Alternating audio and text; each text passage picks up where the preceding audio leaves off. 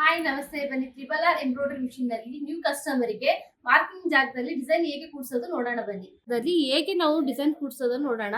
First option design select, second option ನಲ್ಲಿ ಬಂದ್ಬಿಟ್ಟು direction, third option colours, fourth option ಅಲ್ಲಪ್ಪ ಏನಪ್ಪ ಅಂದ್ರೆ ನೋಡಿ ಡಿಸೈನ್ಸ್ ರೆಡ್ ಕಲರ್ ಇದೆಯಲ್ಲ ಲಾಕ್ ಇದೆ, ಇದು ಅನ್ಲಾಕ್ ಮಾಡ್ಕೊಳ್ಬೇಕು. ಅನ್ಲಾಕ್ ಮಾಡ್ಬಿಟ್ಟು ರೈಟ್ ಕ್ಲಿಕ್ ಕೊಟ್ಟಾಗ ನಿಮ್ಗೆ ಸ್ಟಾರ್ಟಿಂಗ್ ಪಾಯಿಂಟ್ ಎಲ್ಲ ಅನ್ನೋದು ತೋರಿಸುತ್ತೆ.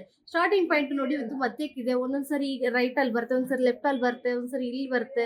ಸ್ಟಾರ್ಟಿಂಗ್ ಪಾಯಿಂಟ್ ಏನು ಇಂಪಾರ್ಟೆಂಟ್, ಸ್ಟಾರ್ಟಿಂಗ್ ಪಾಯಿಂಟ್ ಎಲ್ಲಿದೆ ಅನ್ನೋದು ನೋಡ್ಕೊಳ್ಬೇಕು. ಆಮೇಲೆ ನೀಡಲ್ ನಂಬರ್ ಎಲ್ಲಿದೆ ಅಂತ, ನೀಡಲ್ ನಂಬರ್ 3 ಇದೆ, ಸ್ಟಾರ್ಟಿಂಗ್ ಪಾಯಿಂಟ್ ಇಲ್ಲಿದೆ. ಸೊ ಬನ್ನಿ ನಾವು ನೋಡೋಣ. ನೋಡಿ ಇಲ್ಲಿ ಸ್ಟಾರ್ಟಿಂಗ್ ಪಾಯಿಂಟ್ ನೋಡ್ಕೊಂಡ್ರಲ್ಲ, ಟ್ರೇಸಿಂಗ್ ಆಪ್ಷನ್ಗೆ ಹೋಗ್ಬೇಕು. ಟ್ರೇಸಿಂಗ್ ಆಪ್ಷನ್ ಬಂದ್ಬಿಟ್ಟು ಇಲ್ಲಿ ಈ ಫ್ರೇಮು ಒಂದೇ. ಸೊ ಅವಾಗ ನೀವು ನೋಡ್ಕೊಳ್ಬೇಕು, ನಮ್ಮ ಸ್ಟಾರ್ಟಿಂಗ್ ಪಾಯಿಂಟ್ ಈ ಪ್ಲಸ್ ಮಾರ್ಕ್ ಕಾಣಿಸುತ್ತಲ್ಲ ಅದನ್ನ ನಾವು ನೀಡಲ್ ನಂಬರ್ 3 ಇಲ್ಲಿ ಬಂದು ಮತ್ತೆ ಇಟ್ಕೊಳ್ಬೇಕು. ನೋಡಿ ಇದು ಮತ್ತೆ ಕಿಟ್ಕೊಂಡಿದ್ದೀನಿ, ಮತ್ತೆ ಕಿಟ್ಕೊಂಡು ಟ್ರೇಸ್ ಮಾಡ್ಕೊಳ್ಳಿ.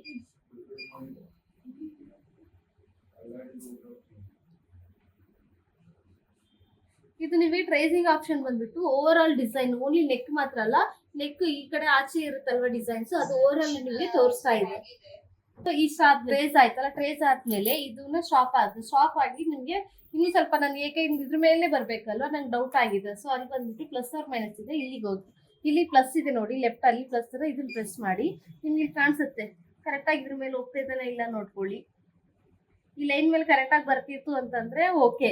ಸಪೋಸ್ ನನಗೆ ಇದು ನೋಡಿ ನಾವು ಮಾರ್ಕಿಂಗ್ ಮಾಡಿದ್ದು ಚಿಕ್ಕದಾಗಿದೆ, ಇದು ಡಿಸೈನ್ ದೊಡ್ಡದಾಗಿದೆ, ಅವಾಗ ನೋಡ್ಕೊಳ್ಳಿ, ಇದನ್ನ ಸ್ಟಾಪ್ ಮಾಡ್ಕೊಳ್ಳಿ. ನನ್ಗೆ ಇವಾಗ ಮಾರ್ಕಿಂಗ್ ಚಿಕ್ಕದಾಗಿದೆ, ಡಿಸೈನ್ ಮಾತ್ರ ಲೆಂತ್ ಆಗಿದೆ ಅಲ್ವಾ.